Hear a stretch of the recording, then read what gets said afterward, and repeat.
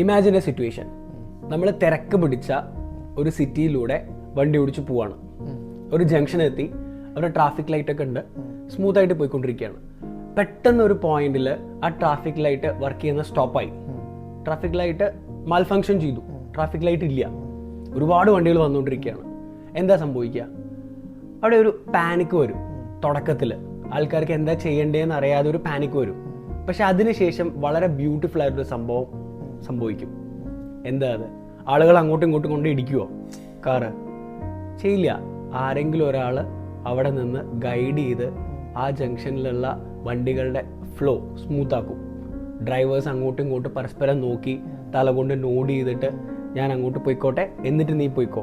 ഇല്ലെങ്കിൽ ഒരു pedestrian road cross ചെയ്യാൻ നിൽക്കുകയാണെങ്കിൽ ആ കാറുകാരൻ അവിടെ ബ്രേക്ക് ചെയ്ത് നിന്ന് കൊടുക്കും അയാളെ ക്രോസ് ചെയ്യുന്നവരെ. അത് കഴിഞ്ഞതിന് ശേഷം ആ പെഡസ്ട്രിയൻ അയാളെ നോക്കി ഒന്ന് സ്മൈൽ ചെയ്യും.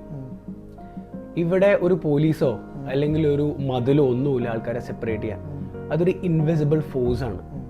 ആളുകൾ തമ്മിൽ പരസ്പരമുള്ള ഒരു മ്യൂച്വൽ കോൺട്രാക്റ്റാണ്. ഇത് കാണാനൊന്നും പറ്റില്ല. ഇതാണ് സിമ്പിളായിട്ട് പറഞ്ഞാൽ എത്തിക്സ്.